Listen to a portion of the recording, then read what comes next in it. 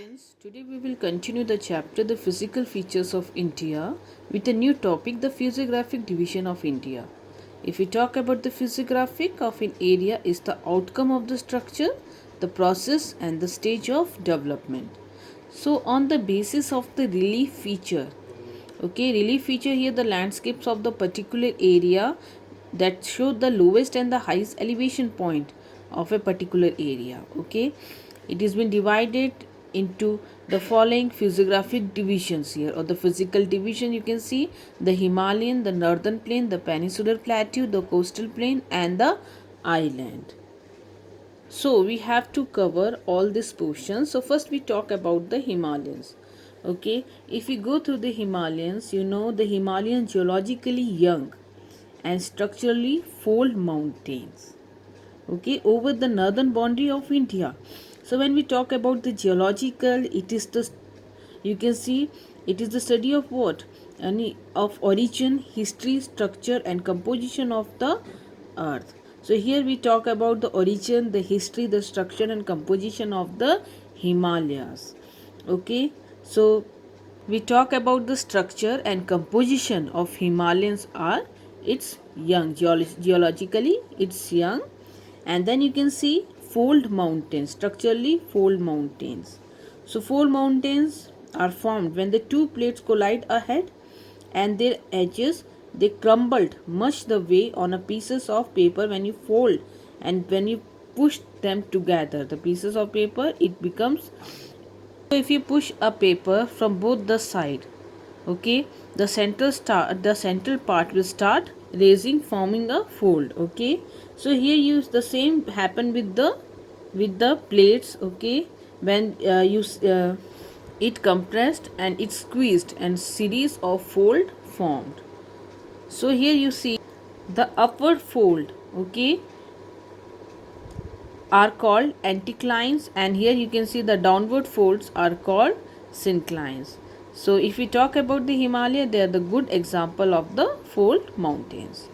And here you can see the mountain ranges ran in the west to east direction from the river Indus to Brahmaputra.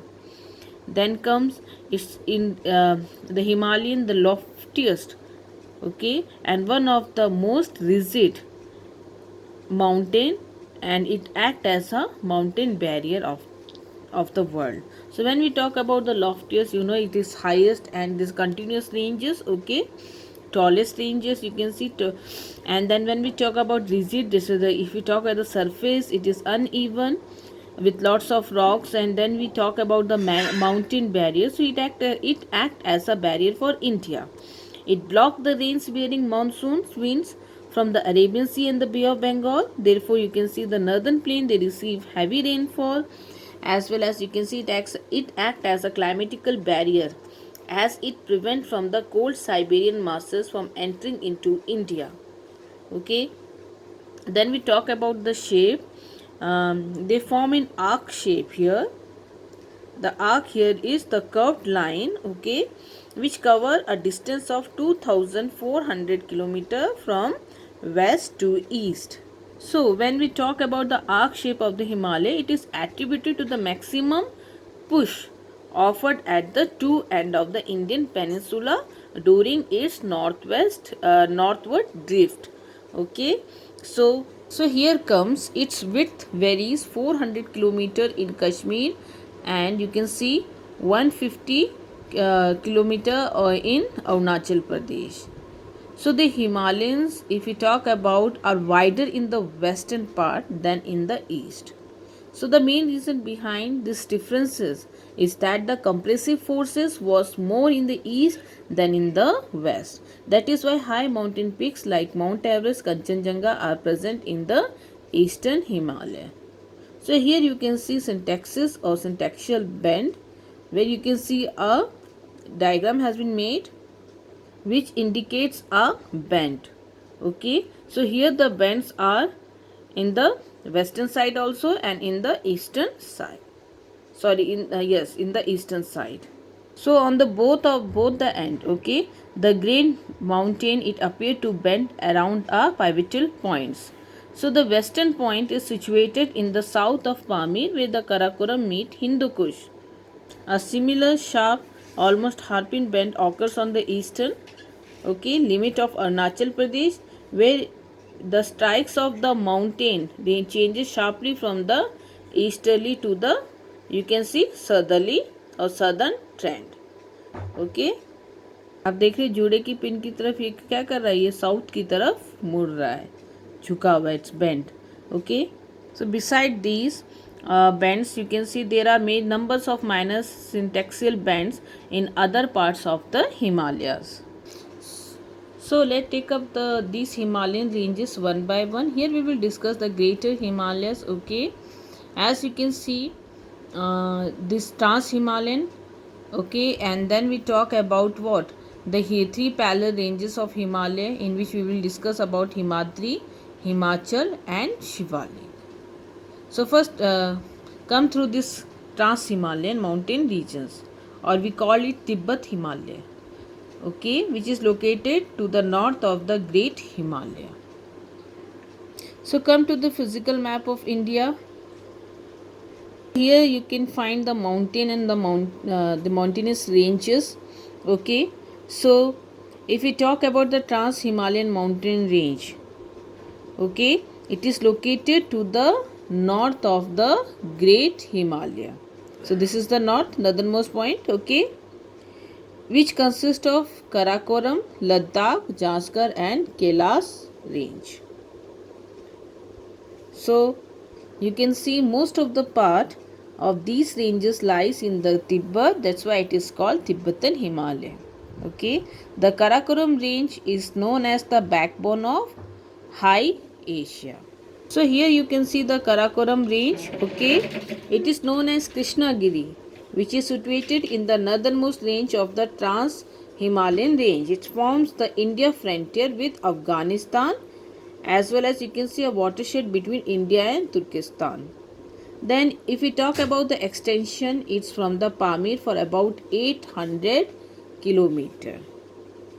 So the average width of the range is 120 to 140 kilometer.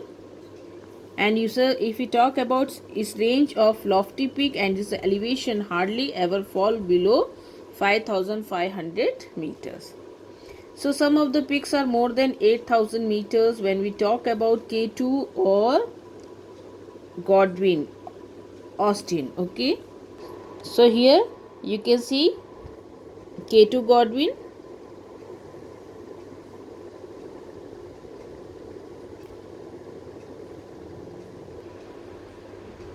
It is the second highest peak in the world and highest in the Indian territory. Okay, then we talk about the Ladakh range, which is in the where southeast of Karakoram range. You can see here Ladakh range. Okay, it is also important part of the Trans-Himalayan range that merge with Kailash range in Tibet. Okay, here you can see Kailash range. So these Ladakh ranges form the northeastern bank of the river of the Indus River and the western bank of the Syok River. Okay, if we talk about the elevation is about 6,000 meter. Important passes here are the Khardungla, Digarla, Changla. Okay, another range is the Janskar range, which is parallel to the Ladakh range. So if we talk about it, attained the height of 6,000 meter.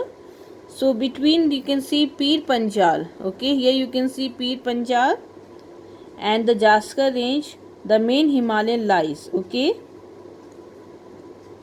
then you can see that it is called lies in the valley of Kashmir, and the valley of Kashmir is also called Jhelum because most of the valley has been formed by the river Jhelum.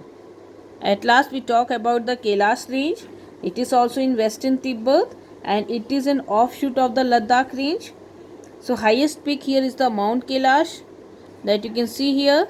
Indus River originates from Mansarovar Lake, as you know, which is in the northern slope of the Kailash range. So here we talk about the Trans-Himalayan. Now we come to the Himalaya. Okay, it consists of three parallel range here. One is the Himadri or the Greater Himalaya and we call it Inner Himalaya also. So the northernmost points and the highest range of the Himalaya.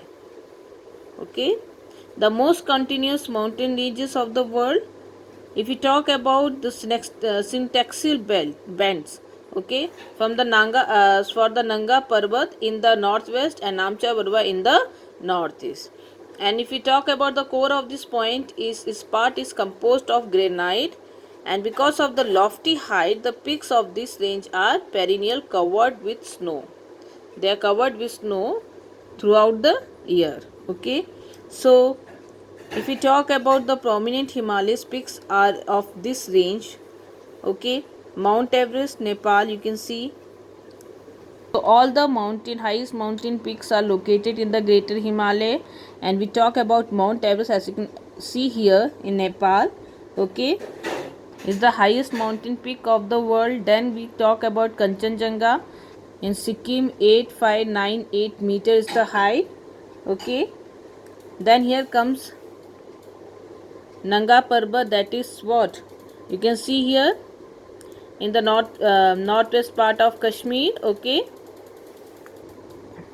you can see Nanda Devi in Uttarakhand. Here is the Kamet, also in Uttarakhand. Dholagiri in Nepal, and Namcha Barwa. Okay, so here we talk about some of the important peaks of the Himalayas. So the ranges between the Shivalik, okay, here the Shivalik and the Greater Himalaya. Okay, in the north you can see the ranges we call the mountain here we call the Lesser Himalaya, Himachal, or the Middle Himalaya, which average height is 3750 to 4500 meters. Okay, with an width of 60 to 80 kilometer. So it is mainly consist of what? Metamorphic rocks. So the gentle slopes of the eastern parts of these ranges are dense forest, and the south facing slope of other parts of this range are very steep, and generally they are devoid of any types of vegetations. And the north facing, if we talk about, their gentle slope of this range are covered by dense vegetation. Okay, so if we talk about Pir Panjal, here you can see Pir Panjal in Jammu Kashmir and Dholadar in Himachal Pradesh. Okay, that is the local names. And we talk about the most of the hill towns or resort, okay, that is located in the Himachal range. If we talk about the Shimla, the Nainital, Mussoorie, and Darjeeling. Even all the great valleys as the Kashmir, the Kangra, the Kullu valleys are present here. Then comes the Shivalik, the outermost range, okay, of the Himalaya, that is located between the you can see Lesser Himalaya or Great Plain. So if you talk about the altitude varies from 900 to 1100 meters, as well as the width is 50 kilometer in Himachal and less than 15 kilometer in Arunachal Pradesh. Composed of these unconsolidated sediments brought down by rivers, okay, from the northern Himalayan ranges, these are almost unbroken chains of low hill, except for a gap of 80 to 90 kilometer. There is a broken chain in Shivalik, which is occupied by the valley of Tista river and Ladakh river. So as the Shivalik was formed, so you can see there was obstructed courses of river draining from the Himalayas, okay, and it act as an obstruction or barrier. So what happened there? You can find the formation of a temporary lake. So the debris or the sediments brought by the river from Himalaya were deposited in this temporary lakes. After the river had cut their course through the Shivalik range, okay, the lake were drained away, leaving behind plains called the Doon in the west and Dwar in the east. You can take the example of Dehradun and Kotdwar in Uttarakhand. So you can see the southward extension of Himalaya, okay, running along the northeastern edges of India. As you can see, it bends sharply toward the south. Okay, so at the Dihang Gorge, the Himalaya take a southward bend and form a series of comparatively low hills which are collectively called Purvachal. They are convex in the west, as you can see the shape. They run along the Indian-Myanmar border, okay, and extending from Arunachal Pradesh in the north to Mizoram in the south. If we talk about Patkai Boom, okay, hills are made up of sandstones, elevation varying from 2000 to 3000 meter. It merged into Naga Hills, okay, where Saramati, you can see here, is the highest. And then the south of the Naga Hills, you can find here Manipuri Hills, okay, which are generally less than 2500 meter in elevation. South of Manipur are the Mizo Hills, okay, which was known as Lusai Hill, and you can see which have an elevation of less than 1500 meter, and the highest point is the Blue Mountain in the south. Okay, beside this division, Himalayan have been divided on the basis of the region from west to east, okay, which is demarcated, or divisions have demarcated by river valley. So from river Indus to Satluj, it is known as what? Punjab Himalaya. And then we talk about this Satluj to Kali, it is known as Kumaon Himalaya. And when we talk the Kali to Tista, okay, it is known as Nepal Himalaya. And Tista to Dihang is what? Assam Himalaya. Brahmaputra is known as Dihang in Arunachal Pradesh. So here we saw the division and subdivisions of Himalayas.